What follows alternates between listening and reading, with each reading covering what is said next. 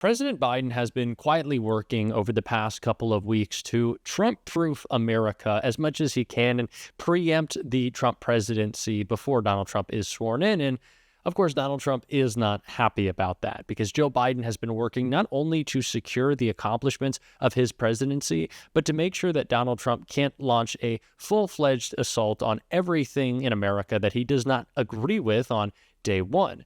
And one of the actions that President Biden has taken lately that is really upsetting Donald Trump is taking aim at his precious border wall. And Donald Trump's response was nothing short of a meltdown.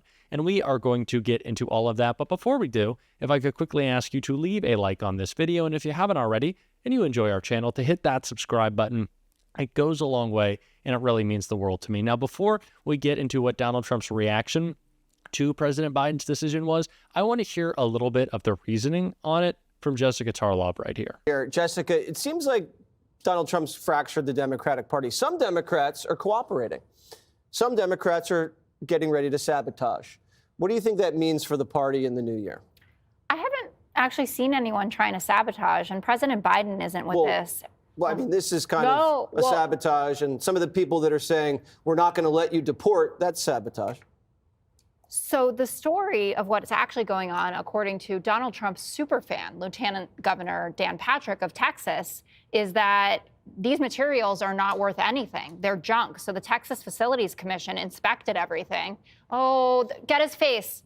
It's junk? So it's cheaper for Tyrus and I to buy. Yes, I'm happy to help your business. Auction it all. It's junk because it was rotting in the desert for 4 years. Yeah, maybe that's why. Whatever you want to say, the point is that this material is not worth the cost of shipping it from Arizona to Texas, and they don't want it. So this isn't about President Biden or lefties out there trying to sabotage Donald Trump on his way in. This is about the fact that this is junk, and it's not worth it. So Trump will he'll get congressional approval for more border supplies. He'll build hopefully more than the 52 miles, which is all he was able to get done. Not true. 500 miles where 450 of them were just repairing existing walls already. No, it was 52 miles of new wall. That's not true. You know better than anybody that that's not true. She built the wall? That's been debunked. In this outfit? It's not true. You've been debunked. She could, though. I could dismantle it and rebuild it. But this is proof that Biden and Kamala Harris do not speak. Because in her campaign ads, she was bragging about that border wall. She had pictures of it. She said she's a border state prosecutor who locked people up. And she was all in for Trump's border wall. Now, I think dismantling it and selling it is a metaphor for the end of the Biden presidency. It's broken, they're in bits and pieces, it's cheap.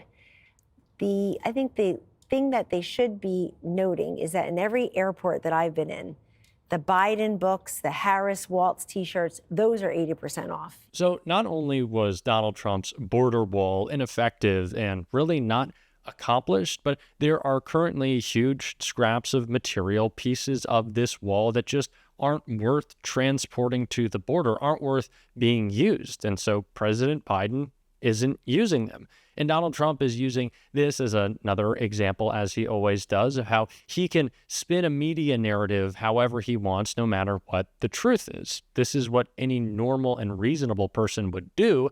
But of course, Donald Trump is not a normal and reasonable person. And so he is melting down at this move by President Biden and really just losing his mind, as we can see in this clip right here. One of the things I'd like to ask the Biden administration, as you probably heard, there are two events that took place. We're talking about a friendly takeover, a friendly transition, as they like to say. This is a friendly transition, and it is. But there are two events that took place that I think are very terrible. One is that if people don't come back to work, come back into the office, they're going to be dismissed. And somebody in the Biden administration gave a 5-year waiver of that so that for 5 years, people don't have to come back into the office. It involved 49,000 people. For 5 years, they don't have to go. They just signed this thing. It's ridiculous. So it was like a gift to a union, and we're going to obviously be in court to stop it. The other thing is really terrible. We spent a tremendous amount of money on building the wall. The wall was designed specifically by the Border Patrol because it's very hard to climb. They need to have see-through. They need it to be steel because you can't cut. It's very powerful steel. It's very hard steel. It's a special type of steel, but very, very hard to cut. inside the steel, as you know, we pour concrete, and that's a grade 10 concrete, which is a very strong concrete, very as though you were building about a 60-story building. It's very powerful concrete. They've made tremendous technology advances in the word concrete. Who would think that? But I know that from the construction industry. Today, what you can do with concrete is incredible. So we have a very strong concrete. And then we have a rebar. We put rebar inside the concrete, and the rebar likewise is very hard to cut. So it's a very expensive process, very expensive wall. And then we put a anti-climb plate on the top. You saw that. And I didn't like the look of it, but then when I watched, we had people testing. We had mountain climbers actually testing, and they were not able to get over the anti-climb plate. So I said, all right, I guess we're going to put it on. That plate on top, which I never loved the look of it, but it works so unbelievably well, you have to do it. So we spent a lot of money on building it, and we have hundreds of miles that we put up. A lot of people don't realize, but we did 571 miles of wall. That's why we had such good records, in addition to the fact that Mexico helped us with their military. They kept people out, and they were actually very good under the past leader. But now we ordered an additional 200 miles of wall. It's very expensive. And now it's about double the price of what it would have been 6 years ago. And the administration is trying to sell it for 5 cents on the dollar, knowing that we're getting ready to put it up. And what they're doing is really an act. It's almost a criminal act. Now, of course, the mainstream media, who is now bending the knee to Donald Trump, as we saw with ABC's concession in their defamation lawsuit that Donald Trump brought against them, the media isn't going to call out this lie by Donald Trump. They're going to let him ramble, claim that he built all of the wall in the world and that it's been so perfect and effective and there's been nothing wrong with it. And President Biden is trying to put us all in danger by selling scrap metal that isn't actually worth transporting. That's what Donald Trump is going to do. But we have to continue to call those lies out. And President Biden has to continue to work to prepare to preempt the Trump presidency. And he has. But it's not just him. There are other organizations working to do just that. That was a conversation Rachel Maddow had and a clip that I want to check out right here. Litigation is going to be key. The courts still are a place where we have to turn to. We have to be wide-eyed that the courts are also increasingly conservative, and he will appoint new judges onto the courts. It's also true that Biden appointed a record number of judges on the courts, and so not all is lost. But good lawyers are going to have to earn their pay by picking the right clients, the right cases, the right theories. Where do you file? Where do you settle? Where do you really push the envelope? And that's what really we're working through right now. When you talk to regular Americans who aren't lawyers, who aren't people who are engaged in this fight in a practical, paid to do it as part of their job kind of way, and you hear people feeling intimidated, feeling overwhelmed by the pace at which we're getting sort of alarming news about the extremism of their plans. What do you tell them about the prospects for holding line? Well, local governments, the state attorneys general, the governors, the mayors, we have this whole plan around a firewall for freedom, we call it. The idea that these local officials can really play an important role in stopping the worst of the government abuses. How so? Well, for instance, when they're going to try to detain and deport all these hundreds of thousands, up to 1 million people, that's an operation that they have the legal power to do the raids, but the logistics. And they're going to need mayors and governors or city councils to either give them access to police officers or not, jails. Where are you going to house all these folks? Right? And so part of what we're doing is we're preparing executive orders and we're organizing our folks to put pressures on elected officials so they don't roll over. They should sever these relationships they have with the federal government on immigration enforcement. They should make sure that our prisons and our jails are off limits.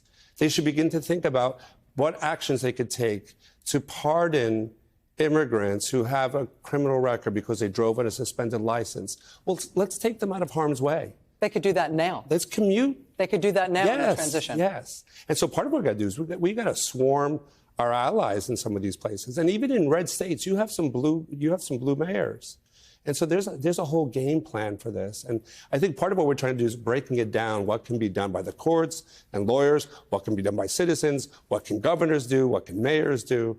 and really have a game plan for that. When people look at the fact that there haven't been large-scale protests thus far, the way there were pretty soon after the election in 2016, I tend to look at that and think the American people are smart. People are marshaling their resources. They're waiting. Choosing for the right moment. Exactly. Do you see it the same way, or Totally. do you see it's okay? When he starts deporting all these folks, ripping apart communities, the idea that you're never going to be able to move that many people through the immigration system without ripping apart citizens and immigrants. It's going to rip the basic fiber of our lives. And that's when people are going to say, oh, that's not what we bargained for, and we got to turn out. Anthony Romero, Executive Director of the American Civil Liberties Union. There's a lot on your shoulders, my friend. Thank you for being here. We have to work not only smarter, but harder in this second administration. Because as I've talked about before, and Donald Trump unfortunately truthfully said, and I know that's a shock the other day, during his first term, everyone was against him. Now he thinks everyone wants to be his friend. We see the corporate media. We see some elected Democrats. We see business leaders bending the knee to Donald Trump already, saying that they're going to work with him and get through his cabinet nominees. And if Donald Trump wants to push forward an agenda that's actually beneficial to the American people, we should work on that. But he's not going to. And we shouldn't prematurely give him credit. We shouldn't say that this is a changed man at almost 80 years old, that after 10 years in politics, Donald Trump has suddenly flipped a switch and so now we should want to work with him. No, we should push back against what is going to be a failed agenda and lies. And if we as Democrats can push forward our agenda and have success with it and get Donald Trump to sign it, I absolutely believe we should. There's conversations about Trump maybe making the sacrifice of protecting all DACA recipients as part of a border deal. If we can get that done, we should. But we shouldn't prematurely give Donald Trump credit for making concessions that he's not going to until he does. We have to continue to call him out, and it's what we're going to be doing on this show every single day. And if you want to support that, as always, you can hit that subscribe button. You can leave a like on this video, and if you stuck around to the end, you can drop a blue heart in the comments. And until next time, I'll see you soon.